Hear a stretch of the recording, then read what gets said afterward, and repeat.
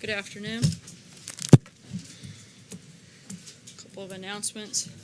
The President will be traveling to Kansas City, Missouri next Tuesday, July 24th. He will address the Veterans of Foreign Wars 119th Annual Convention. President Trump is committed to our veterans and has worked to reform the VA and to ensure veterans are given the care and support they deserve. The President looks forward to being with the more than 4,000 veterans in attendance. Yesterday, the U.S. Senate confirmed Randy Quarles as the Vice Chair for Supervision at the Federal Reserve, but it is unfortunate that his nomination was continually delayed. There are still 3 more nominees to the Fed who have yet to receive a vote. It is inexcusable that Senate Democrats have delayed confirming the President's nominees. An even worse example of unnecessary delay is the nomination of Don Stump to be a commissioner on the Commodity Futures Trading Commission. There is no opposition to her, but yet she has been waiting for 400 days for a vote. We urge Senate Democrats to stop these unnecessary delays and confirm these qualified nominees. Lastly, on behalf of the President and the White House, we offer prayers for United States Secret Service Special Agent Noel Edward Remagen and his family, including his wife and 2 young children. The Secret Service announced this morning that Agent Remagen suffered a stroke while on duty in Scotland last week and has tragically passed away. He was a 5-year veteran of the United States Marines and spent 19 years with the Secret Service. The President and the First Lady are deeply grateful for his lifetime of devotion to his country. And the men and women of the Secret Service make enormous sacrifices for our safety and security, and we are forever in their debt. And with that, I will take your questions. Major. Earlier, Cecilia asked the President, is Russia still targeting the U.S.? He said no. Is that what the President actually believes? Did he understand the question? And is his position that no, Russia is not doing anything to interfere or meddle in the 2018 election? I had a chance to speak with the President after his comments, and the President said thank you very much and was saying no to answering questions. The President and his administration are working very hard to make sure that Russia is unable to meddle in our elections, as they have done in the past and as we have stated. So he does believe it's going on. Well, since there's currently not an election today, not specifically, but we certainly believe that we are taking steps to make sure they can't do it again. Unlike previous administrations, this president is actually taking bold action and reform to make sure it doesn't happen again. But he does believe that they would target certainly U.S. elections again. Between the President and the DNI codes who said the red lights are blinking on this topic. No, as I just said, that's why we're taking steps to ensure that these things don't happen again. We wouldn't actually spend as much time and effort as we are if we didn't believe that they were still looking at us. From the beginning of his administration, President Trump has actually taken action to defend our election system from meddling and interference. I'm going to read through a few of the things that we're doing. In May of 2017, President Trump signed an executive order to strengthen and review the cybersecurity of our nation and its critical infrastructure.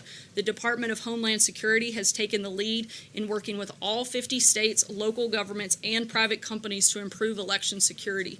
DHS has increased coordination among all election partners. 34 states, 52 county and local governments, and 5 election companies receive cybersecurity scans regularly from DHS. DHS plans to provide on-site risk and vulnerability assessments to all states that request it. So far, 18 states have requested this assessment. A new pilot program was launched to increase rapid response capabilities on Election Day, and in 2017, on-site cybersecurity support was provided. In March of 2018, Congress provided the Election Assistance Commission with $380 million in funding for election assistance grants to states. These are steps that we've taken to prevent it from happening. These are steps that we've taken because we see that there's a threat there. Cecilia. Thank you, Sarah. I just want to clarify what you just said. Dan Coats said point blank the threat is still ongoing from Russia. Does this White House believe that currently this threat is still ongoing? Certainly, like I just said, we believe that the threat still exists, which is why we are taking steps to prevent it. Again, you wouldn't go through that lengthy process if you weren't. The President yesterday clarified his comments from his press conference Monday with Leonard Putin. Does the President stand by all of his other public comments on the trip, including his constant interview criticizing Theresa May's handling of the Brexit negotiations, his comments that Russia controlled Germany over that pipeline, and other comments in that press conference Monday where he continued to cast doubt on the intelligence committee's assessment of Russian meddling in the 2016 election. Does he stand by all of those? Again, the president saw a need to clarify the position.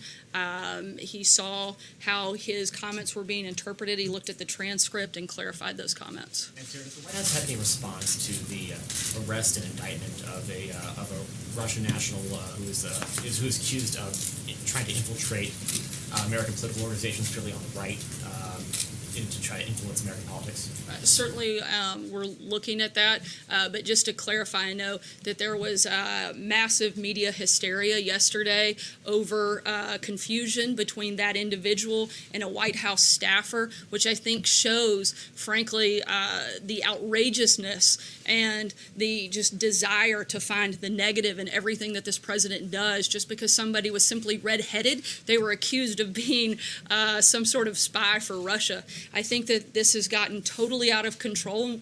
You guys need to take a little bit of a step back, slow down, and quit going after the Trump administration on every single thing that takes place. You have no response to the indictment, but you have a response to the media? I said we're looking at it, but this is a lengthy process. We're going through it. However, I do have a response to the fact that simply because somebody had the same hair color, they were accused of being a Russian spy by a large number of people, frankly, in this room. Roberta. The President today and the Secretary of State both spoke about progress being made in trade talks with Mexico.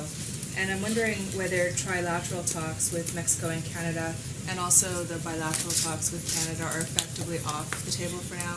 Is the administration choosing to go with Mexico where they see if there's progress and forget about the trilateral approach? We're continuing both of those tracks. We see a lot of progress on the conversations with Mexico, and if we could make a bilateral deal with them, we're certainly very happy to do that. But again, we're continuing both conversations, both tracks. Maggie? Thank you, Sarah. Russian authorities yesterday named several Americans who they want to question, who they claim were involved in Bill Browder's quote-unquote crimes in their terms, including a former ambassador to Russia, Michael McFaul. Does President Trump support that idea? Is he open to having U.S. officials questioned by Russia? The president's going to meet with his team, and we'll let you know when we have an announcement on that. For a second, is that a topic that came up in their conversation? Did President Putin raise this with President Trump?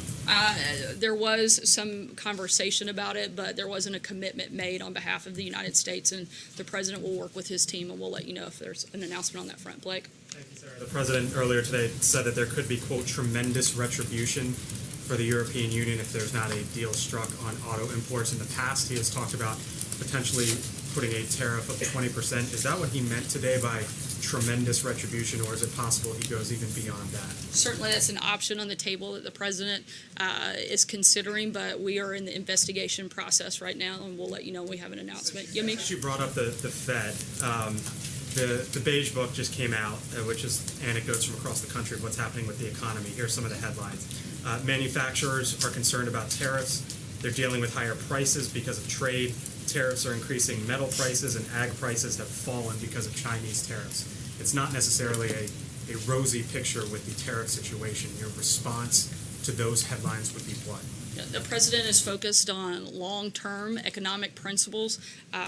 We have one of the strongest economies that we've had in decades. He continues to look for ways to help protect American workers, and he's going to continue to do that on a number of different fronts in a number of different ways. Again, this is short-term, and the president hopes to open up a number of different markets and to create a more playing trade field across the globe. Yumi? Hi, Sarah. Two questions. The first one, in Finland, President Trump, when talking about the stances of the U.S. intelligence community and of Russia, he said, quote, that I have confidence in both parties. After a young woman was killed in Charlottesville, Virginia, after protesting neo-Nazis, he said, I think there's blame on both sides. Some people see this as the president continuously making false equivalences. What do you say to that criticism? I would not compare the two situations. The president, I think, said exactly what he thought yesterday in his remarks, and I would refer you back to those. Josh? Sorry, go ahead. And also, does the president see the interference in the 2016 election and possibly in the midterms as an attack on democracy, American democracy? The Secretary for Homeland Security said that it was an attack on American democracy, but the president said that the Democrats are weak, that Republicans basically had better systems. Does he see it as an issue of American democracy or just his opponents being attacked? Again, the president thinks that we have to focus on securing our election integrity and our election systems, which is why he has spent so much time with his administration making sure that this doesn't happen again. Let's not forget that this didn't happen under President Trump's watch. This happened under the Obama administration. We're taking steps. We're making bold reforms to try to fix this and make sure it never happens again because we take it seriously and because we recognize that our election system are incredibly important and is certainly a cornerstone of our democracy. Josh. The president spent 2 hours. The president spent 2 hours and 10 minutes with Vladimir Putin. Was there a deal made on Syria? Was there a deal made on anything? Can you give us any sense of what came out of that meeting? Certainly, as the president said, a number of issues were raised, including Syrian humanitarian aid, Iran's nuclear ambition, Israeli security, North Korean denuclearization, Ukraine and the occupation of Crimea, reducing Russian and U.S. nuclear arsenals, and of course, your favorite topic, Russia's interference in our elections.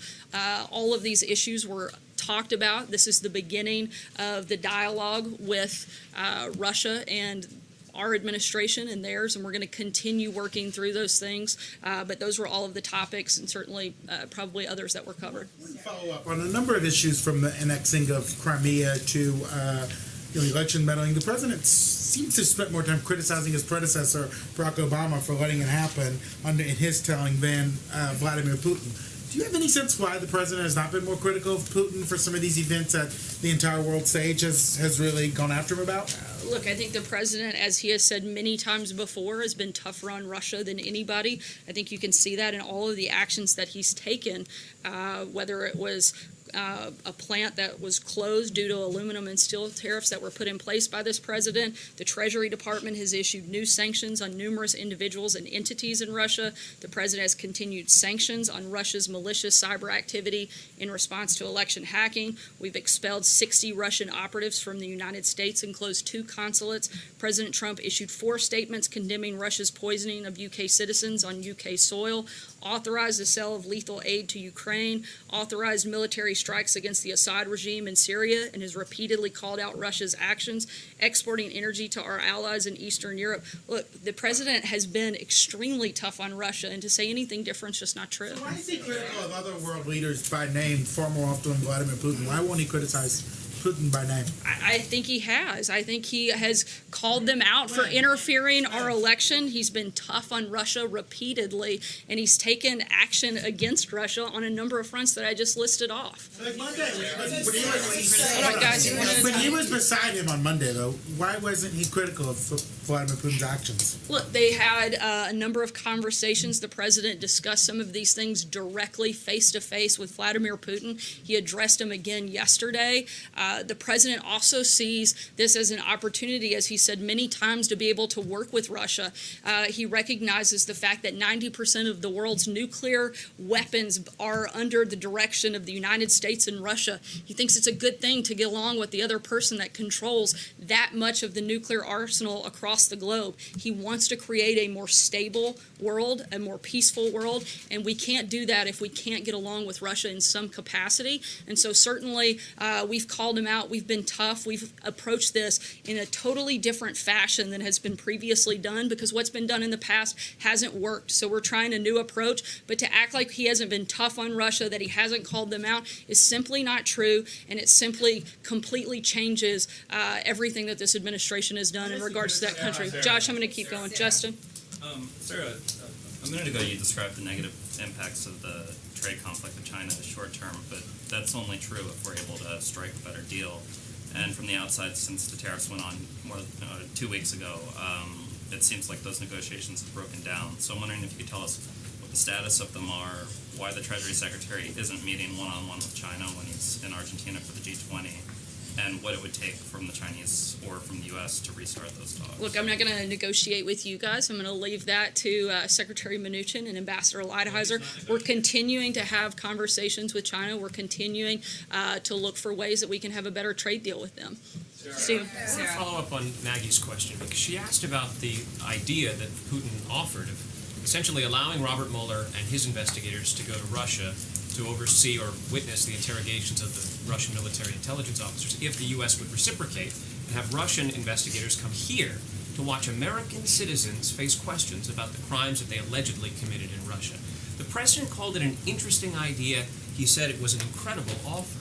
Why would he say that? He said it was an interesting idea. He didn't commit to anything. He wants to work with his team and determine if there's any validity that would be helpful to the process. But again, we've committed to nothing, and it was an idea that they threw out. Sarah, some Democrats on Capitol Hill now are saying that they want to drag the translator who was in the room with the president and Vladimir Putin before congressional committees to find out exactly what was said in their private meeting. Is that something that the White House would ever support?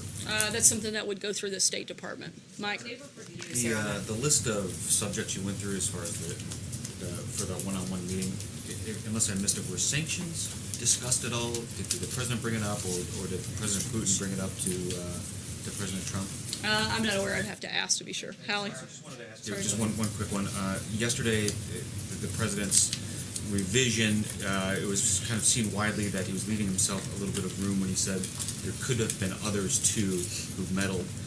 Was he referring to any specific intelligence on that, or was that his instinct? Certainly the president receives a number of briefings and has talked about this subject pretty extensively. We're aware of others that have made attempts, but I can't get into any of that here at this point. Hallie? Two questions for you, and I want to just clarify something you talked about at the beginning of the briefing. So despite the video that shows the president looking at Cecilia and answering no to this question about whether Russia is still targeting the U.S., and despite multiple people in the room understanding that the president was responding to that question, and despite the president having never before said the word no repeatedly to usher reporters out of the room, you're saying it's a reverse. You're saying the president said this is the first thing that the time. president said after the question was asked was "Thank you very much," and then he said, "No, I'm not answering any more questions." And even further, I think even Cecilia didn't realize what the answer was because she asked for clarification and he didn't answer the follow-up. Again, because she wasn't sure. I talked to the president. He wasn't answering that question. He was saying no, he's not taking questions, and I've stated what our position is. Let me get my question, Sarah, because I haven't actually asked it yet, which is the president, now this is the second time in 3 days that the president of the White House has come out and reversed what the president has said. To the opposite of what it was I'm perceived, interpreting Sarah. what the president said. I'm not reversing it. Opposite way. Why I was should in this the room as president- well, and I didn't take it the way you did. But why should this president have any credibility to Americans in what he says if, in fact, 24 hours later, or in this case, 3 hours later, the White House comes out and says, just kidding? First of all, that's not what I said.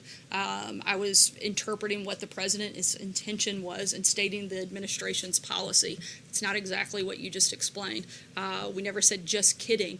And I think that you can take the fact that the president has credibility because he saw that he had misspoken, and he wanted to clarify that yesterday, which he did. So when he sees that he's misspoken, he comes out and he says that. Jordan. Follow up on Sorry, Josh. I'm So gonna the keep second moving. question, you Jordan, told go ahead. Josh, well, just to follow up on my second question, Sarah. Sorry, you told Josh, you've asked I did two. have, I I'm gonna had move on two. to Jordan. You told Josh the president has been Once again, publicly Hallie, I'm critical moving of on to Vladimir- Jordan. Jordan, go ahead. You said, Sorry, Hallie, go ahead if you want. thanks, Jordan. You said to Actually, Josh I'm the gonna take a president has question been from publicly Jordan. critical of Vladimir Putin. I just want to know when, because I don't think any of us remember, at least I don't remember a time when the president has publicly called up Vladimir Putin. I think by stating the fact that the president said that Russia interfered with our election, that's a pretty bold call out of another world leader. Jordan, go ahead. Senators Rubio and Van Hollen have introduced legislation that would impose new sanctions on Russia if the intelligence agencies find they meddle in the 2018 midterms or in the future. Would the President Trump support a proposal like that? I'm not going to get into a hypothetical situation until we see a final piece of legislation and also a determination if there's election meddling. Again, our goal is to stop that from happening, which is why we've spent such a significant amount of time in the first year and a half of our administration focusing on protecting the election integrity system. John, included with that, Sarah, is voter suppression. John, go ahead. Sarah, is voter suppression Sorry. included with that, Guys, please? if we could go on I'm the just people that asking you a I've question called because on. you choose not to call on me. Is voter suppression part of that election process that the president is trying to look for? John, go ahead. Oh, you're not going to answer that? Voter I call on suppression you, I'll is a be happy huge to issue answer that a your community in question. America John, go has ahead. asked about. You're not going to answer me. John, go ahead. That's all right, fine. Thank you, Sarah.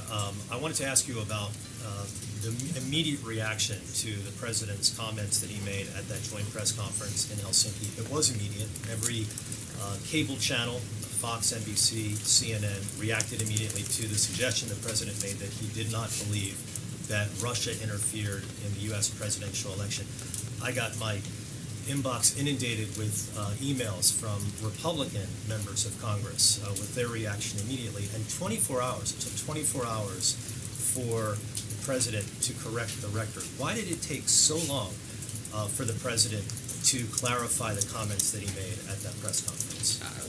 Look, the president put out an initial tweet after boarding Air Force One that clarified his comments on the intelligence community, wanted to make sure that was clear, and at the very first chance he had in a public setting the following day, he clarified his comments. And I don't think that it was that long for that to be the very first public appearance that he had following arriving back to the United States. So actually, it's a pretty long time, and it was out there for quite a bit. It wasn't actually 24 hours before he responded at all.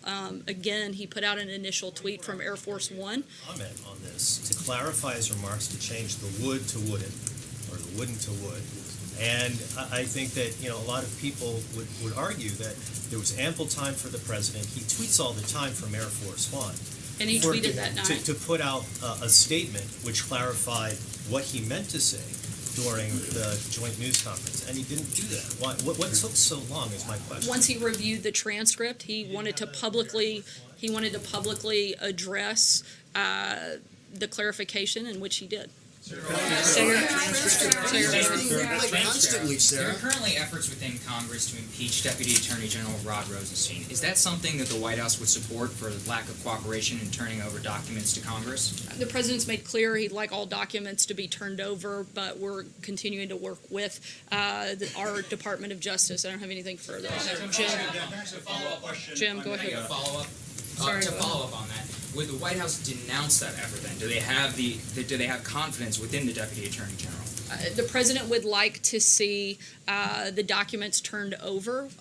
When the president no longer has confidence in someone, his administration will let you know. Jim? Sure. On Friday at the press conference with Prime Minister May, I asked the president as he was leaving whether or not he would tell Vladimir Putin to stay out of U.S. elections. As he was leaving with Prime Minister, he said yes. Did the president tell Vladimir Putin at their summit in Helsinki to stay out of U.S. elections? Certainly the president, as both he and President Putin said, discussed election meddling. I think we've made very clear what our position is on that front. You're saying that they discussed election meddling, but did the president of the United States tell the president of Russia to stay out of U.S. elections? Did The president has made clear to Vladimir Putin that he should stay out of U.S. elections. Sorry, I'm going to keep moving. April, go ahead. Was there a recording Sorry, Jim, made? I'm going to take a couple last questions. Was there a recording made of their one-on-one meeting? Does that exist? I'm not aware of one. So, Sarah, since you keep saying that the president is very concerned about the election process, you talk about what he's doing. You did not mention voter suppression in that. Voter suppression has been an issue for decades, and particularly in these last few elections. Is voter suppression now on the table? When he was talking about voter fraud, people were talking about voter suppression as well. Is voter suppression on the table as well? We want to do everything within our power to protect the integrity of our elections, and we're going to look at that on a number of fronts. The reason I address these specific issues is because of Russia's involvement in our elections in the past. I'm going to take one last question. Sarah, I want to change topic a minute, if I may, and go south. Sure, I think that'd be fine. Thank you. So the incoming president of Mexico has made two very bold suggestions. Number one, he's looking at giving amnesty to the drug cartels operating within there. Today they come out and say they're seriously looking at legalizing all drugs in Mexico. Now, if they do that, obviously it's going to have a tremendous impact on the incoming amount of drugs into the United States.